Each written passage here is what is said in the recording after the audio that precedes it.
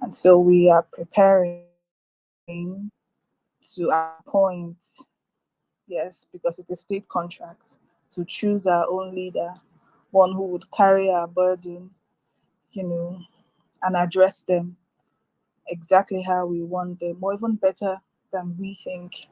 Because, of course, a leader is supposed to somehow know better than us. And and we are discussing Enugu State today, very dear to me, very dear to everybody from the Southeast, I believe. So, Enugu State. Enugu State is known as the capital of the Southeast, right? A state popular for the birthplace of Nollywood, which is a $6 billion industry today.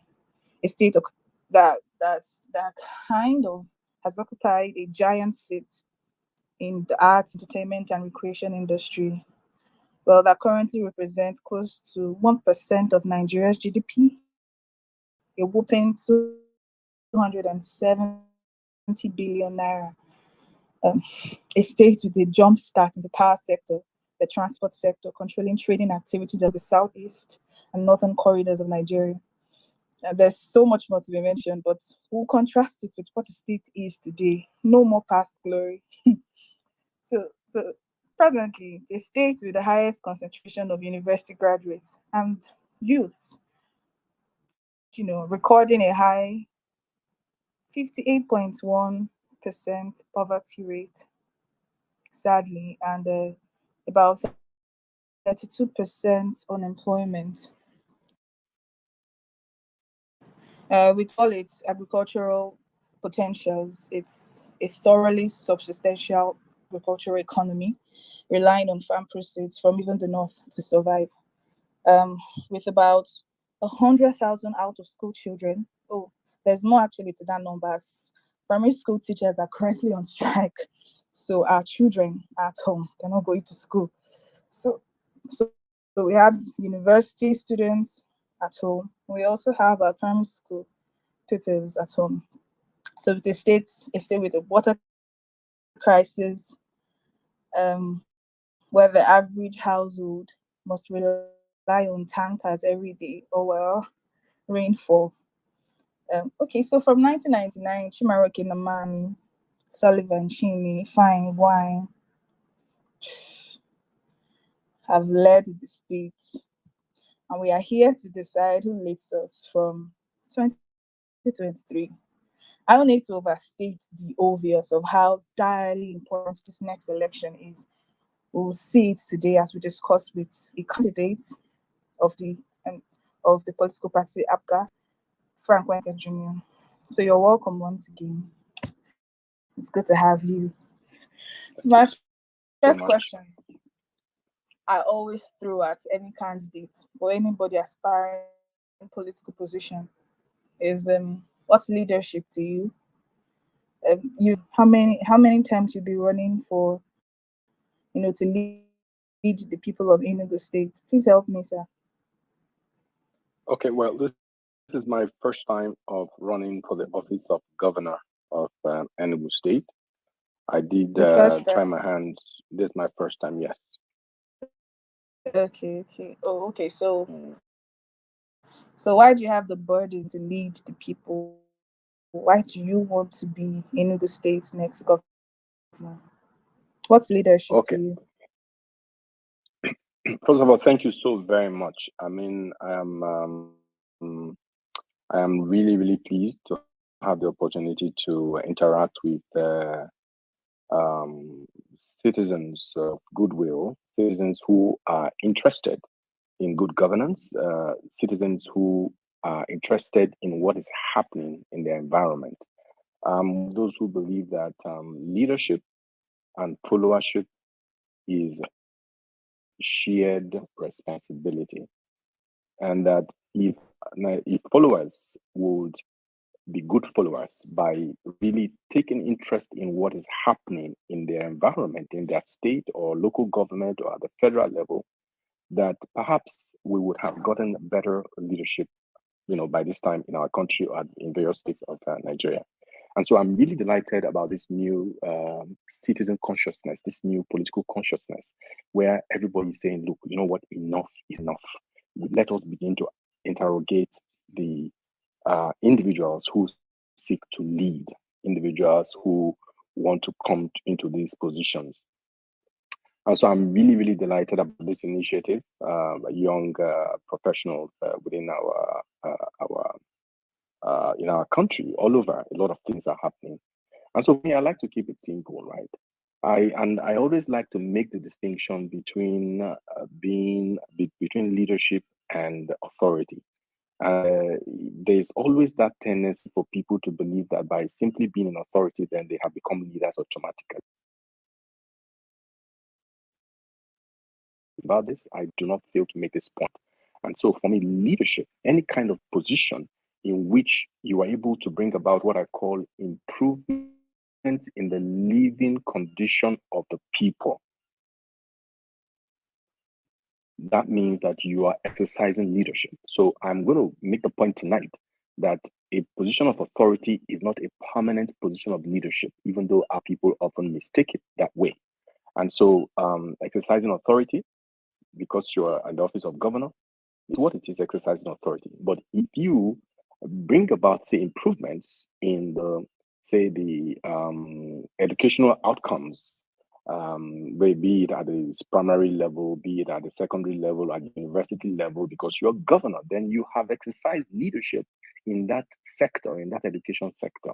And so if you bring about, say, improvements in this if you resolve the water crisis in the state of Enugu, for instance, in your position of governor, that means that you've exercised, leadership, because you brought about is life. What can any state be? What society exists without water? Even if you have to go 100 miles to go and look for it, water is so critical to human survival. So if you're able to resolve it, thereby bringing about improvements in the living condition of the people, then you have exercised leadership. So for me, that is what leadership is about. It's about bringing about change. It's about bringing about improvements on a constant basis. And it is not only those in political authority that can exercise leadership. In even interrogating candidates preparatory to a national election, you're actually exercising some form of leadership, because what you're trying to do is that you're trying to make sure that ultimately that you help the majority of citizens to actually make an informed choice based on those who are able to really give account of what their agenda is, based on their track record. You're actually bringing about some improvements in society. So, in a nutshell, this is what leadership is to me. Okay, thank you. I think there's a point many people miss out when they are defining leadership, and of course, the question was in context of leading Enugu State people, the ability to spot talent and to fix them areas where they are most efficient. At the end of the day, you're president, you're governor, but you can't be everywhere. You're not ubiquitous. You. So the ability to appoint people. So today we are saying, okay, Enugu is very dirty today. Enugu doesn't have water today. I will point to Fine Ugwine, the governor. But at the end of the day, there's someone in commissioner or other agencies that are there who somehow are laid back or do not get any share of the blame simply because the people like to just go straight to the leader. But I think something we should kind of note is or so that in our definition, it's important to include it in our definition so that we hold you responsible for the kind of people you place in point of authority too. If you're selecting commissioners for whatever, you're responsible for them, recognizing talent and making sure that they're up to speed or efficient. You understand, Mr. Frank? Yes, I completely understand, and you are very, very correct. But let me make a few points, right? Number one is that there's something called executive responsibility. You are the one, as an individual, so the current governor of Enugu State put himself forward. He must embrace what I call executive responsibility. If I'm elected governor tomorrow, by God's special grace, I will accept full executive responsibility, having put myself forward, having sold my agenda to the people of Enugu State and employ me as their governor. I would embrace executive responsibility. And now let me say, flowing from that you can delegate authority, but you cannot delegate responsibility. And so, if I have opportunity to work with me as members of my team and as members of my cabinet, if rather than consider competence, I become parochial and look for my brothers and my sisters, or my kinsmen and my kinswomen. If rather than become parochial, I'm looking for my whatever friends and people who do not have the skill, but simply because they are friends or they are associates over the years, then you must understand the risk that you run, which is that at the end of the day, you will have to take full responsibility for the implementation of your agenda or lack thereof, and therefore, and that's the way an important way to measure the intelligence of any human being is to consider the quality of people around him, to take issues. And so today, in this state, the poor state of general infrastructure, the poor insecurity, all of this, they point to only one thing, right? These were choices made. And the person who made that choice and his party must take full responsibility for the choices that they made. So I completely agree with you, but I hope that you would understand some of the points I just made. Of course, I understand. Maybe let me stretch it just one more time. So you're Yes. talking about you being responsible for the kind of people around you. So imagine a group of professors with the tag disciples of Frank Nweke, and inscribed on their caps and their shirts, and a lot of students coming from Institute and UNN, with the tag followers of Frank Nweke, coming to sing your praises every 4 market days in the state house. So would you take responsibility for it as a leader, or you blame it on the kind or the mentality of the people? Well, well, Claire, I know one of the things that have one of the areas that have thrived under the current administration in the state is this ministry in quote of psychophancy and praise singing and billboard mounting.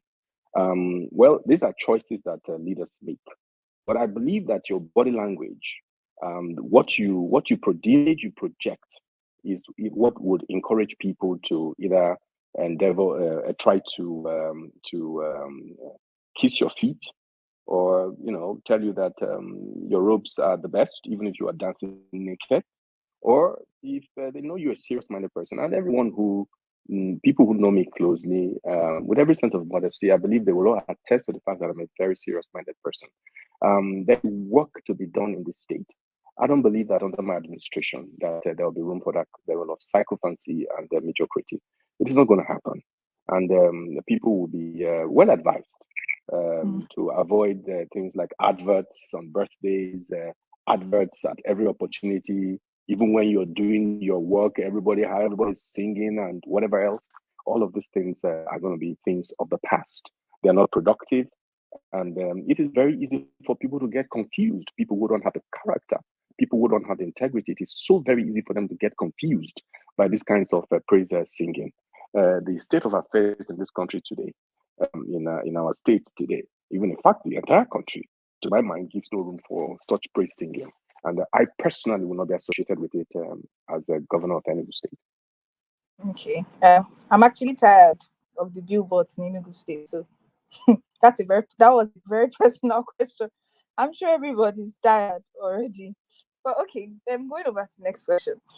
The second most important question I like to ask: what's your economic philosophy? What ideology do you lean towards? And I'm saying this: you can have a holistic economic philosophy, but in respect to Enugu State's economy and the priorities for the state economically, where do you lean? Okay. So first of all, I'm going to speak on 2, 3 levels, right? I believe that there are things that the government must. Okay, so no, let me rephrase. Let me backtrack a bit. First of all, I want to say that I believe in private effort. I believe in private enterprise. Core economists will tell you that the free market principles.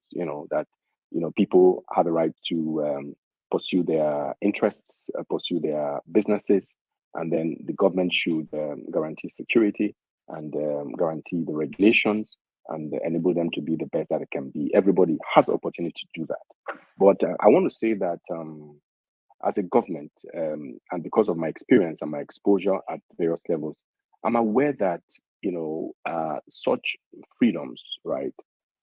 Whilst they are good, people strive to be the best that they can be. They're also members of society who may never be able to compete, and so it's important for our people to understand that I will always look out for the vulnerable members of society, the less privileged, the poor, okay, minorities, okay, the disabled, all of these people are going to actively look after these people, the people in the orphanages, people in the elderly people's homes, those kinds of categories of people. I will look at them, specific. Now, but let me also say clearly that as a government in the 21st century, you need to be mindful of what you're really about. So, for instance, I'd like to say that as governor, I will keep things very, very simple. I'll keep things simple in the sense that I am going to devote my best efforts to what I consider to be foundational infrastructure, things around primary health care, things around basic road infrastructure, things like water, things like affordable housing. I'm going to devote my efforts to these kinds of things. I'm going to devote my efforts to emplacing what I call technology infrastructure in order to drive a knowledge economy. We're in the 21st century. I'm deeply concerned about the high unemployment rates in our state, and I believe that technology holds the key to really bringing about massive job creation in partnership with global corporations, and then even national. There's some, even with local companies or national companies in Nigeria as well. Of course, I have spoken about the importance of food security when you mentioned agriculture, and it is one area where I'm going to pay adequate attention because that is where the bulk of our people are employed as itinerant farmers. And because of the importance of food security to economic development, it is one area that I'm really, really going to pay much attention. But I want to spend some time talking about the role of the private sector in economic development. And this is an area that every successful government in these parts have actually leveraged, or where they have actually invested massively. And I'm going to go back to the 50s with the Okbara years. Michael Okbara is somebody that I absolutely love and admire. I've read a lot of history about him, and I greatly admire his integrity. I greatly admire his organizational ability, and I greatly admire his capacity to mobilize teams that actually helped him to succeed. And so Michael Okbara under his administration, actually, I don't know how many people on the call remember that the former Eastern region was made up of the current Southeast and the current South-South. And so you had this generation of leaders who sat in Enugu and presided over the affairs of about 11 states put together today, and then made a success of it, such that the economy of Eastern Nigeria at the time was the fastest growing economy in the world. And it drew the attention of the entire world. People were coming here to really study what they did and how they were doing it because of the massive investments they made in agriculture, because of the massive investments they made in tourism, because of the massive investments they made in manufacturing and industry, because of the massive investments they made in even the education infrastructure. That it was that time in Eastern Nigeria when the government technical schools were established. That was about the same time that the University of Nigeria was established. That was the same time that the Hotel Presidential was established in Enugu and in Port Harcourt. That was the same time when the Michelin tire industry was established in Port Harcourt. That was the same time when the glass factory was established in Aba. It was the same time that Niger Gas was established. The same time when Niger Steel was established. The same time when Ada Rice was established in Adani. The same time when United Palms was established in OG. It is still there. And at the same time when Rison Palm in River State was established. The same time when you had the plans for the Calabar Cement Company was put in place, but even though it was subsequently triggered after the war. And I could go on and on. And they made this massive investments in private manufacturing and industry infrastructure because they understood that there was only so much government could do. And I just want the listeners tonight to just contemplate for a moment the amount of jobs that were triggered simply because you had people who had a clear vision, who had the discipline, and who had the good judgment to find the right team to work with, to really help them drive these areas of government and areas of society. And how many years after, some of these institutions still exist?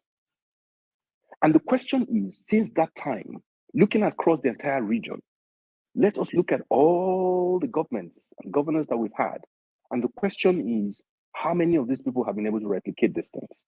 One came, I'm going to make I'm going to just share two other examples. If the 50s and 60s were too far, let us look at what happened between 1979 and 1983 under the government of Senator Jim Nwobodo. In the 4 years that he was governor, he established Nweke Lake. He established the Kinga hotels in both in Anambra, and then also in Onitsha, and then as well as in Nsukka, and then in Enugu as well. He established the Sunrise Flour Mills. He built the stadium at Ogui Road, right? And he established the Anambra State University of Technology. Okay, and he also established Anamco also came on stream or started under him as well. And all of these things happened in 4 years. We have Transikulu today because of Jim Nwobodo. The same way we had Transamadi in Port Harcourt because of the Obara years, because of the Obara government. And so in 4 years, a very visionary, focused gentleman and his administration put these things in place across what is today the current Enugu, Ebonyi, as well as Anambra states. He did this in 4 years. And so I made that reference to, in case you think, or people think, oh, no, the 50s, there were different times. The important thing, the difference, what has distinguished all of these people is the vision, the capacity, the love of the people, a clear understanding of what service is about. And then more recently, under Governor Namani, under his administration, he attracted the largest single investment outside the oil and gas sector in the Obasanjo presidency, which is the 40 billion naira Nigerian breweries out there. All of these things were made possible by the fact that these governments understood that a conducive environment needed to be created for these private investments to come. And these private investments having come in, they were protected by what? Security, the right to regulation, effective community relations. And in turn, these businesses catalyzed massive development in the areas where they were established, and the people of Enugu were employed. Government earned taxes. And I want to say, please, in the last 7 years, I wish I could point to any particular investment that has come into Enugu in the last 7 years. And the consequence of this is that unemployment is at an all-time high. Criminality is at an all-time high. I think we're coming here because I think you're encroaching into the next session. Uche, you want to say something? Yeah, definitely. Okay, thank you so much. Yeah, thank you so much, Frank. You have really taken us to a very deeper part of these conversations. So let me take you back a little bit, where you mentioned executive responsibility, and you talked about how the leaders are here to serve the people and take absolute responsibility from everything that comes from it.